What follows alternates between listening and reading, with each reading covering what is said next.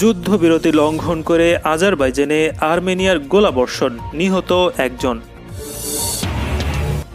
তালেবানের সমর্থন পেয়ে অস্বস্তিতে ট্রাম্প সমর্থকরা। নেতানিয়াহুর পদত্যাগ দাবিতে লকডাউনের মধ্যেও উত্তাল ইসরায়েল। মার্কিন নির্বাচনে বাইডেন জিতলে মধ্যপ্রাচ্য ও চীনের সাথে সম্পর্ক ভালো হবে। নরেন্দ্র মোদীকে নিয়ে সিনেমা মুক্তি পাচ্ছে 15ই অক্টোবর। ট্রাম্প আর করোনা ছড়ানোর ঝুঁকিতে নেই বলছেন চিকিৎসকরা। মার্কিন নির্বাচনে বাংলাদেশি আমেরিকানদের ভোট কতটা তাৎপর্যপূর্ণ? ইউরোপে আবারও করোনা আতঙ্ক, বাড়ছে সংক্রমণ। কারাবাখে সাময়িক যুদ্ধবিরতি লঙ্ঘন করে শনিবার ফের আজারবাইজানে হামলা চালিয়েছে আর্মেনিয়া। স্থানীয় সময় শনিবার সন্ধ্যা 7টার দিকে চালানো হামলায় গুন্দুজ হুসেইন চামেলিনি নামে এক আজারবাইজানের বেসামরিক ব্যক্তি প্রাণ হারান। এ নিয়ে 32 বেসামরিক লোক আর্মেনিয়ার হামলায় নিহত হয়েছে। দুই প্রতিবেশী দেশ একে অপরকে যুদ্ধবিরতি ভঙ্গের জন্য অভিযুক্ত করেছে। দুই দেশের পাল্টাপাল্টি হামলার ফলে রাশিয়ার মধ্যস্থতায় সাময়িক যুদ্ধবিরতির ভবিষ্যৎ নিয়ে প্রশ্ন উঠেছে। গত শুক্রবার রাশিয়ার প্রেসিডেন্ট মস্কোতে যুদ্ধবিরতির বিষয়ে উভয় দেশের সঙ্গে আলোচনা করেন। কারাবাখের জাতিগত আর্মেনিয়া ও আজারবাইজানের সঙ্গে মানবিক কারণে যুদ্ধবন্দী সহ অন্যান্য বন্দী ও মৃতদেহ হস্তান্তরের জন্য সাময়িক যুদ্ধ বন্ধের আহ্বান জানান। এতে উভয় দেশই সম্মত হয়।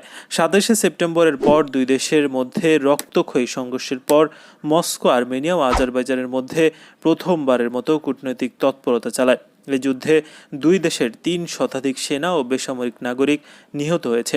কারাবাখ অঞ্চলটি আন্তর্জাতিকভাবে আজারবাইজানের ভূখণ্ড, তবে ওই অঞ্চলটি জাতিগত আর্মেনীয়রা নিয়ন্ত্রণ করছে।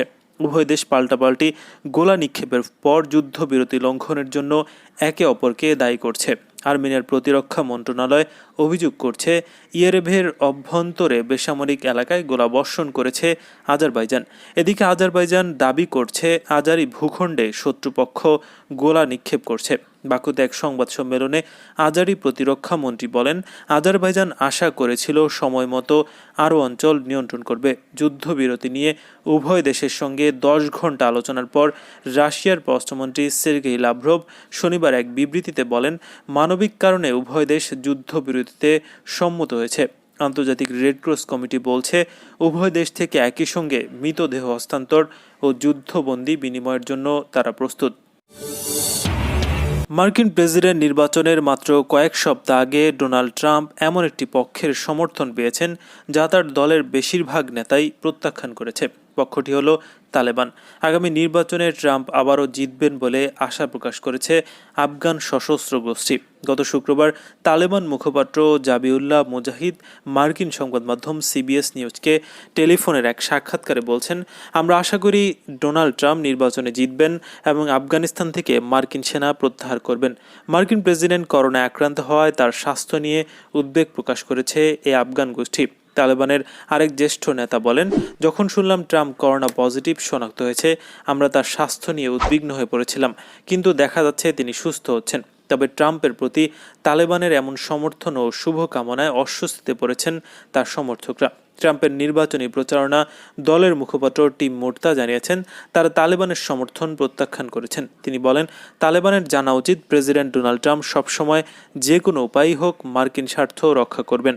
ট্রাম্পের প্রতি তালেবানের এর সমর্থন এসেছে মূলত আফগানিস্তানের 1.5 যুগেরও বেশি সময় ধরে চলা যুদ্ধ থেকে মার্কিন সেনা প্রত্যাহারের আশা থেকে। দক্ষিণ এশিয়া দেশটি থেকে সব মার্কিন সেনা প্রত্যাহার ডোনাল্ড ট্রাম্পের পুরনো প্রতিশ্রুতিগুলোর মধ্যে একটি।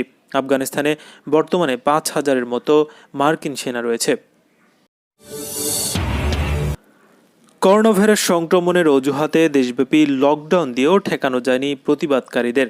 আইনের ফাঁকফোকর গলে ঠিকই ইসরায়েলি প্রধানমন্ত্রী বেঞ্জামিন নেতানিয়াহুর পদত্যাগ দাবিতে আবারও বিক্ষোভ করেছেন হাজার হাজার মানুষ। মধ্যপ্রাচ্য ভিত্তিক সংবাদ মাধ্যম আল জাজিরা জানিয়েছে, লকডাউনের কারণে ইসরায়েলিদের নিজ বাসভবন থেকে 1 মাইলের বেশি দূরে সমবেত হওয়া নিষিদ্ধ রয়েছে। এ কারণে নিয়মিত সমাবেশস্থল জেরুজালেমে নেতানিয়াহুর সরকারি বাসভবনের বাইরে জড়ো হতে পারেননি বিক্ষোভকারীরা। তবে শনিবার ইসরায়েল জুড়ে কয়েকশো জায়গায় ছোট ছোট দলে ভাগ হয়ে বিক্ষোভ করেছেন নেতানিয়াহু বিরোধীরা। সবচেয়ে বড় বিক্ষোভ হয়েছে তেল আবিবের হাবিমা চত্বরে। এদিন সেখানে সমবেত হয়েছিলেন কয়েক হাজার মানুষ। বিক্ষোভকারীরা তৃণমূল পর্যায়ে আন্দোলনকারীদের প্রতি সমর্থন জানিয়ে কালো ও গোলাপি পতাকা প্রদর্শন করেন। বেশ কিছু ব্যানারে নেতানিয়াহুর ডাকনাম ব্যবহার করে বলা ছিল, বিবি তুমি আমার ভবিষ্যৎ নষ্ট করছো। কেউ কেউ স্লোগান দিয়েছেন চলে যাও বলে। এদিন তেল আবিব ও জেরুজালেম বিক্ষোভকারীদের সঙ্গে সংঘর্ষের দাবি করেছে ইসরায়েলি পুলিশ। এ সময় পুলিশই বাধা অমান্য করার অভিযোগে গ্রেফতার করা হয়েছে অন্তত 4 জনকে। বাইডেন জিতলে মধ্যপ্রাচ্য ও চীনের সাথে সম্পর্ক ভালো হবে বলে মনে করছেন মার্কিন বিশ্লেষকরা। বিশ্বখ্যাত রাজনীতি বিজ্ঞানী অ্যালেন লাইফসন ও ফক্স নিউজের সাংবাদিক লোরা ইঙ্গারহাম এ মতামত দিয়েছেন। অ্যালেন লাইফসের মতে ওবামা প্রশাসন তেহরানের সাথে উত্তেজনা প্রশমিত করতে 2015 সালের পারমাণবিক চুক্তিতে কাজে লাগানোর আশা করছিল। ট্রাম্প হেরেছেন বিপরীতে। বাইডেন স্বীকার করেছেন তিনি ঘড়ির কাঁটা 2016 সালে ফিরিয়ে দিতে পারবেন না। গণতন্ত্র এবং মানবাধিকারের ওপর নতুনভাবে জোর দেওয়া হলে মধ্যপ্রাচ্য বাইডেনকে কিছু চ্যালেঞ্জের মুখে ফেলবে।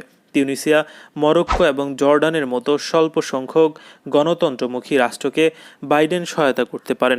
ইরানও বাইডেনের প্রশাসনের জন্য হবে এক কঠিন পরীক্ষা। কেবল 2015 সালের পারমাণবিক চুক্তির বিষয়ে মার্কিন অঙ্গীকার পুনরুদ্ধার করাই হবে যথেষ্ট হবে না। বাইডেনের পরমাণু অস্ত্র বিস্তার রোধ বিষয়ক বিশেষজ্ঞরা এই চুক্তিকে সংশোধনী প্রস্তাব আনার এবং মিত্র দেশগুলোর সাথে মিলে এটি রক্ষা করার ক্ষেত্রে নেতৃত্ব দিতে পারেন। সিরিয়ার যেসব অঞ্চলে সরকারের নিয়ন্ত্রণ নেই সেখানে সহায়তা দেওয়ার দিকে মনোনিবেশ করতে পারে বাইডেন সরকার। লোরা ইংগ্রাহাম মনে করেন চীনেরই লোক বাইডেন জিতলে চীন অনেক বাণিজ্য করার সুযোগ পাবে। ভারতের প্রধানমন্ত্রী নরেন্দ্র মোদীকে নিয়ে তৈরি হয়েছে বায়োপিক সিনেমা।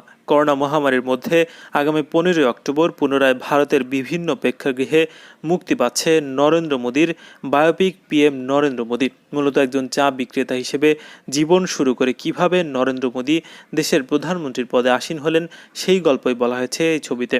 গত লোকসভা নির্বাচনে আগে ছবিটির মুক্তি পাওয়ার কথা থাকলেও নির্বাচনী বিধিভঙ্গের দায়ে মুক্তি আটকে গিয়েছিল। অবশেষে 24শে মে 2019 মুক্তি পায় বিবেক ওবের অভিনীত দেশের প্রধানমন্ত্রী বায়োপিক। ওমাঙ্গ কুমার পরিচালিত এই ছবি মুক্তির প্রথম দিনেই প্রায় 2.88 কোটি টাকার ব্যবসা করেছিল। ছবিটির পুনরায় মুক্তির কারণ হিসেবে প্রযোজক সন্দীপ সিং জানান, দেশের অন্যতম শ্রেষ্ঠ প্রধানমন্ত্রী মোদী। 2019 সালের নির্বাচনী ফলাফলেই তা আবার প্রমাণিত হয়েছে। করোনা আতঙ্ক কাটিয়ে আবার যখন মানুষ স্বাভাবিক জীবনে একটু করে ফিরছে, আবার যখন প্রেক্ষাগৃহে খোলার অনুমতি দেওয়া হয়েছে, তখন এমন মহান দেশ নায়কের জীবনী দেখিয়ে মানুষকে উদ্বুদ্ধ করার থেকে ভালো প্রস্তাব আর কি হতে পারে। আমি ঐতিহাসিক মুহূর্তের সাক্ষী হতে পারে অত্যন্ত গর্বিত। গতবার কিছু রাজনৈতিক চক্রান্তের কারণে অনেক মানুষই ছবিটি দেখার সুযোগ পায়নি। আমরা আশা করি এবার ছবিটি প্রেক্ষাগৃহে পুনর্জীবন লাভ করবে। মার্কিন প্রেসিডেন্ট ডোনাল্ড ট্রাম্পের শরীর থেকে আর করোনা ভাইরাস ছড়ানোর ঝুঁকি নেই বলে জানিয়েছেন হোয়াইট হাউসের চিকিৎসক। তবে তিনি করোনা নেগেটিভ নন কিনা সেটি স্পষ্ট করা হয়নি। স্থানীয় সময় শনিবার রাতে ট্রাম্পের শারীরিক অবস্থা নিয়ে বিবৃতি দিতে গিয়ে চিকিৎসক শান পি কুনলি বলেন, প্রেসিডেন্টের এই মুহূর্তে আর আইসোলেশনে থাকার দরকার নেই। এর আগে শনিবার ট্রাম্প হোয়াইট হাউসের সামনে নিজের সমর্থকদের সামনে আসেন ডোনাল্ড ট্রাম্প। সংক্রমিত হওয়ার পর প্রেসিডেন্ট ট্রাম্পের এটি প্রথম জনসম্মুখে আসা। তখন তিনি সংক্রামক ছিলেন কিনা তা নিয়ে প্রশ্ন ওঠে। এখন নতুন পরীক্ষার পর চিকিৎসক জানালেন তার শরীরে প্রতিলিপি তৈরি করার মতো ভাইরাস আর নেই। তবে বিবিসির খবরে বলা হয়েছে এর মানে এই নয় যে ট্রাম্প করোনা নেগেটিভ নন। হোয়াইট হাউসের চিকিৎসকের নোটে বলা হয়, ট্রাম্পের সবশেষ পরীক্ষাগুলোতে সক্রিয়ভাবে ভাইরাস প্রতিরূপের কোনো প্রমাণ মেলেনি। তার মধ্যে ভাইরাসের মাত্রা হ্রাস পাচ্ছে। হোয়াইট হাউসের চিকিৎসক বলেন, ট্রাম্পের অত্যন্ত সূক্ষ্ম ল্যাব পরীক্ষা হয়েছে, তার মধ্যে এখন কতটুকু ভাইরাস আছে তা শনাক্ত হয়েছে। শীতে করোনা সংক্রমণ বাড়বে এটি আগেই ধারণা করা হয়েছিল, কিন্তু তারও আগে দ্বিতীয় সংক্রমণ ঢেউ আসতে পড়েছে ইউরোপে। বরং কিছু দেশের সংক্রমণ হার আগের বারের থেকেও বেশি। ইউরোপের দেশগুলোতে হাসপাতালে উপচে পড়ছে আইসিইউর শয্যা। এই সপ্তাহে মাদ্রিদে জরুরি অবস্থা জারি করেছে স্পেন প্রশাসন। অন্য অঞ্চলেও কড়াকড়ি শুরু হয়েছে। হটস্পট চিহ্নিত করার জন্য সেনাবাহিনীর সাহায্য চেয়েছে জার্মান সরকার। ইতালি নতুন করে নির্দেশিকা জারি করেছে, বাড়ির বাইরে বেরোলে মাস্ক পরতে হবে। সরকারের পক্ষ থেকে জানানো হয়েছে এই প্রথম কোনো মহামারীতে ইউরোপের ভর কেন্দ্র ইতালি। হাসপাতালে রোগীর ভিড় এতটাই যে সামলাতে গিয়ে বেহাল দশা স্বাস্থ্য পরিষেবার। রোমে সপ্তাহে দেখা গেছে উপসর্গ নিয়ে করোনা পরীক্ষা করতে এসে রোগীকে 7 থেকে 8 ঘন্টা লাইনে অপেক্ষা করতে হচ্ছে। প্যারিস ও কিয়েভে দুর্বিষহ অবস্থা চিকিৎসক স্বাস্থ্যকর্মীদের। রোগীর ভিড়ে গিজগিজ করছে ওয়ার্ড, এদিকে স্বাস্থ্যকর্মীর সংখ্যা হাতে গোনা। জুন মাসে ফেয়ারওয়েল কোভিড পার্টি করেছিল চেক প্রজাতন্ত্র। চার্লস ব্রিজের কাছে 500 মিটার জায়গায় হাজারখানেক প্রাগবাসী করোনা মুক্তির আনন্দে উৎসব করেছিলেন। সেখানে এখন ইউরোপের দেশগুলোর মধ্যে চেক প্রজাতন্ত্রে মাথাপিছু সংক্রমণ হার সবচেয়ে বেশি। 1 লাখ বাসিন্দার মধ্যে 398 জন সংক্রমিত। জনস হপকিন্স বিশ্ববিদ্যালয় জানিয়েছে দৈনিক মাথাপিছু সংক্রমণ হার এখন আমেরিকার থেকে বেশি বেলজিয়াম, নেদারল্যান্ডস, ব্রিটেন, স্পেন ও ফ্রান্সে। সম্প্রতি ফ্রান্স প্রশাসনের পক্ষ থেকে জানানো হয়েছে প্রথমবারের থেকেও দৈনিক সংক্রমণ এখন বেশি। বিশ্ব স্বাস্থ্য সংস্থার ইউরোপ অফিসের কর্মকর্তা রব বাটলার বলেন, গত 24 ঘন্টায় 98,000 সংক্রমিত, ইউরোপে এটি রেকর্ড।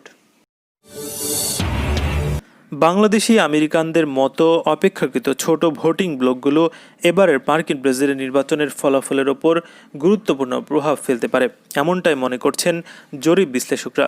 তবে এ ধরনের কমিউনিটিগুলোর অনেকেই বলছে যে তারা এখনও রাজনৈতিক দলগুলোর কাছ থেকে আগ্রাসী প্রচার দেখতে পাচ্ছেন না। নিউ ইয়র্কের মতো রাজ্যগুলোতে বিপুল সংখ্যক বাংলাদেশি আমেরিকান বাস করছেন।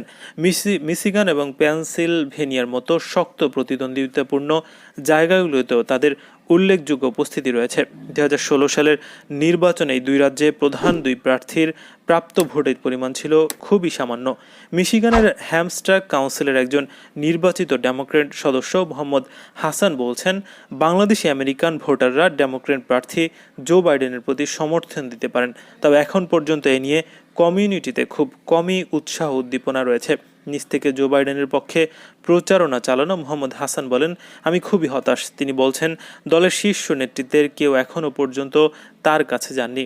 2016 সালের নির্বাচনের পর ন্যাশনাল এশিয়ান আমেরিকান সার্ভের সমীক্ষা দেখা গেছে যে 31%-এরও কম বাংলাদেশি আমেরিকানের নির্বাচনের ব্যাপারে কোনো দলের সঙ্গে যোগাযোগ ছিল। এবারের নির্বাচনে মিশিগানকে একটি ব্যালট গ্রাউন্ড স্টেট হিসেবে বিবেচনা করা হচ্ছে। সেখানে আনুমানিক 20,000-এরও বেশি নিবন্ধিত বাংলাদেশি আমেরিকান ভোটার রয়েছে। তাদের বেশিরভাগ হামস্টাক অঞ্চলের বাসিন্দা। 2016 সালের রাজ্যটিতে মাত্র 12,000 ভোটের ব্যবধানে জিতেছিলেন ডোনাল্ড ট্রাম্প।